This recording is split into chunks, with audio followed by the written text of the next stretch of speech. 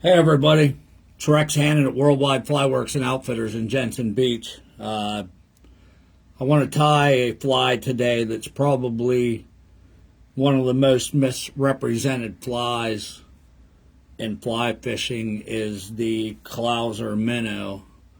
I want to tie one the way that Bob himself recommends it being tied.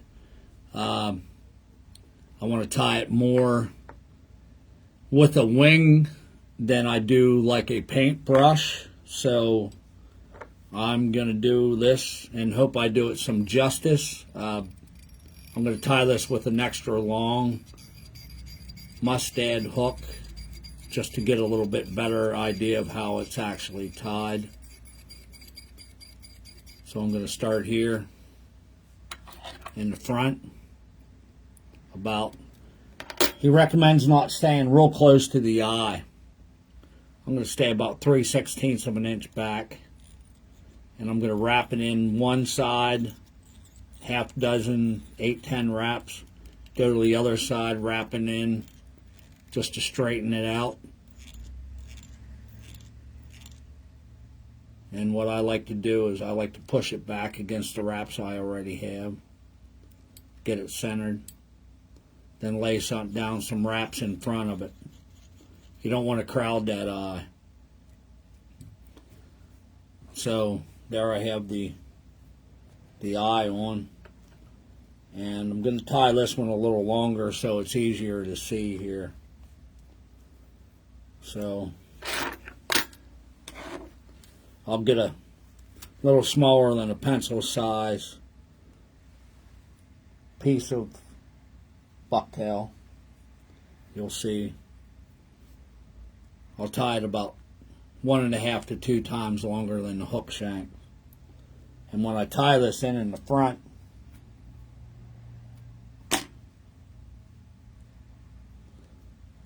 I want to stay back. I don't want to crowd that eye, and I want to stay forward. So I'll put this in. Make sure I want to try to keep everything on top. I'll put a couple loose wraps and then tighten it down. I want to try to keep as much as that bucktail on top while staying away from the eye. You'll see where there's a little bit still left in that eye. I want to create like a little bit of a ramp with the bucktail itself right here. So I stay pretty far forward, then I'll go right behind the eye, and I'll capture that and put about a half a dozen wraps, all the while pulling up on this bucktail. I want to keep everything on top of the shank of the hook. Then I'll go like 1/8 of an inch back, put a wrap, a couple wraps, still lightly. Another 1/8 back, put a little wrap, and now I'm back to where I want it to be. So I'll have a nice tail coming out the back. Lay down a few more wraps, and go forward to where the other wraps were, putting some X wraps, then come underneath the whole way back to the front. So you'll see where everything's actually on this, there's a ramp for the eye, and you'll actually see here where you can see the shank of the hook. And I'll explain later why we have that. You'll see here. So, the body's on. Now, you'll see where everything's right here. All the white's on the top of the shank of the hook. Now I'm going to put in the lateral lines. Going to take half a dozen strands of tencel here. Put them on, center it.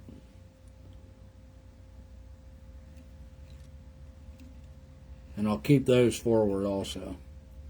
I just actually lay them right down, half on one side, half on the other.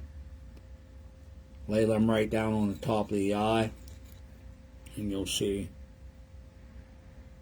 where they'll actually run down the side of the fly here. All right. Now, this is where it's different. You want to tie this wing on the top. You actually want it a wing. You don't want it round like a paintbrush. You want it thin and upright instead of flat and round. If it's flat and round, it's just kind of like tying in a jig. Not that jigs don't work, but this isn't what we're going for here. The reason you want it upright, more like a wing, is because Bob designed this fly to fish in current. And when you're stripping that fly back to you, if it's round like a paintbrush, all it does is go up and down. When it's upright like a wing, it actually will make it, when you're stripping it against the current, it'll actually make that fly do this, where it actually darts side to side. And that's why you want it tied upright.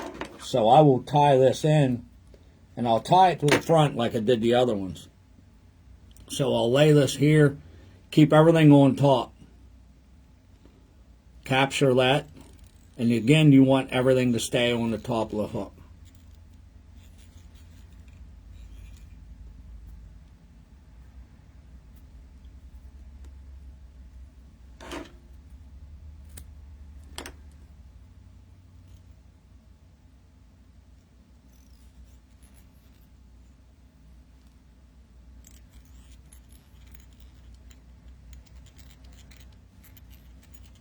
Capture that.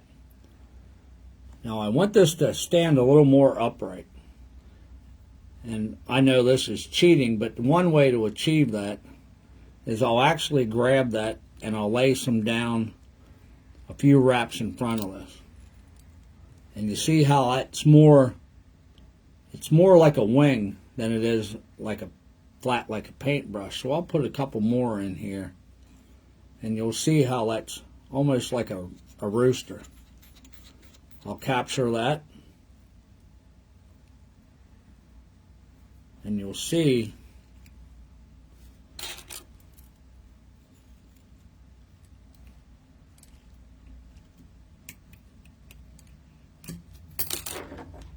now what I'll do, I'll glue this, and what I like to do is just take a little bit of super glue, glue that here on the wraps so it's durable. You'll see where it's half and half, half there, half there. And I'll also take a little bit, put some glue on those wraps to make them tough. Then I'll take a little bit of this glue and I will go over right here, go over lightly over the thread wraps here. It just makes it a little more durable. And right here, you can actually put a dab right at the base so that stays up a little bit, but it's not going to affect the movement of the deer hair. So now you see this, it's essentially tied, where instead of being flat like a jig, you'll see where this fly, the wing is actually up. And the look that you want for the Clouser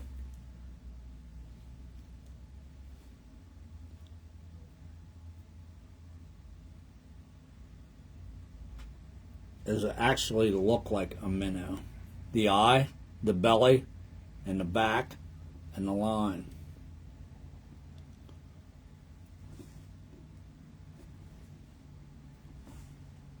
I've caught just about every species imaginable here in Florida. I've caught a lot of species in Mexico and Belize on this exact pattern right here. I would think, I know they're deadly, obviously, on the Susquehanna River for smallmouth. This is just one of those patterns. No matter where you use it, it's going to be one of your most productive patterns. I hope this helps you tie a Clouser a little bit more the way that Mr. Clouser designed them to be tied. And as always, I hope you keep us in mind if you need any of your tying materials. We have a good selection of about everything you need. And any questions, feel free to give me a call. Good luck, and thank you.